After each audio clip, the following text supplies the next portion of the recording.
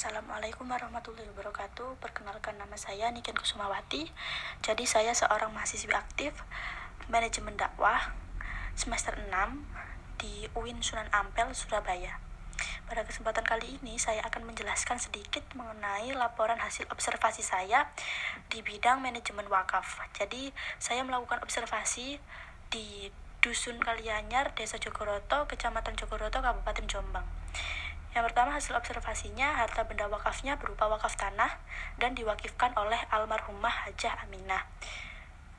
Wakaf tanah tersebut berupa tanah seluas 213 meter persegi dan nazir yang ditunjuk adalah Muhammadiyah.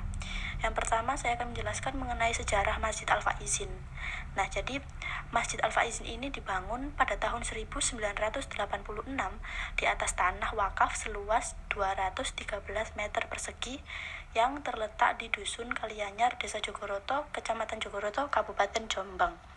Nah, Masjid Al-Faizin ini sepenuhnya dibangun dengan swasembada masyarakat sekitar. Nah, Masjid Al-Faizin ini juga merupakan satu-satunya masjid yang berada di Dusun Kalianyar.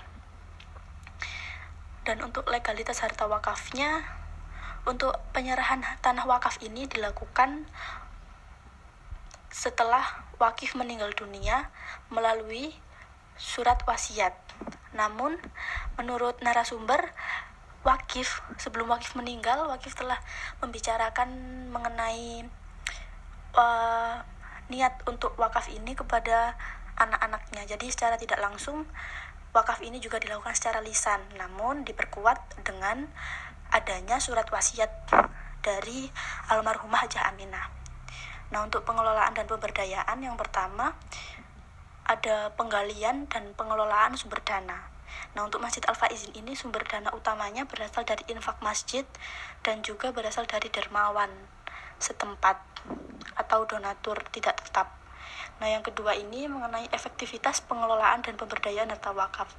Nah, sejauh ini sudah ada pengadaan program-program keagamaan di Masjid Al-Faizin secara rutin dengan tujuan untuk menambah ilmu dan wawasan masyarakat sekitar mengenai ajaran-ajaran agama Islam dan syariat Islam untuk diterapkan dalam kehidupannya agar kehidupan masyarakat menjadi lebih baik lagi. Dan yang kedua, ada TPQ dan bimbingan belajar.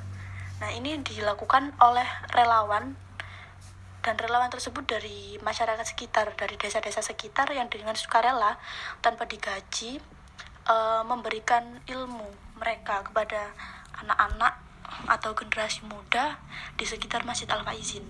Nah, yang ketiga yaitu renovasi infrastruktur masjid. Nah, renovasi ini juga dilakukan secara independen oleh masjid dengan sumber dana mereka sendiri.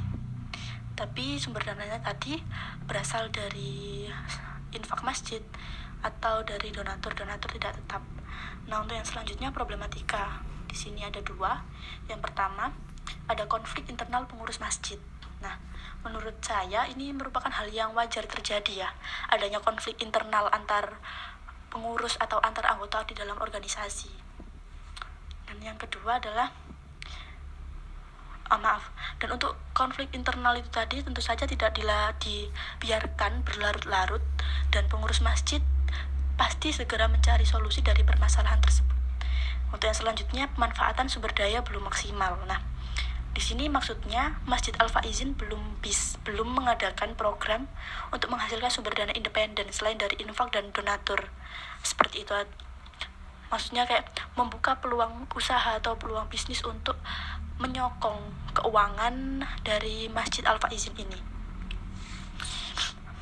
Karena yang disayangkan, Masjid Al-Faizin ini sebenarnya letaknya strategis, yakni di sebelah jalan raya utama di Desa Jogoroto, dan itu tentu saja memberikan peluang atau keuntungan yang lebih untuk melakukan usaha di bidang apapun, baik di bidang pendidikan atau apapun seperti itu. Nah, yang untuk terakhir yaitu kesimpulan.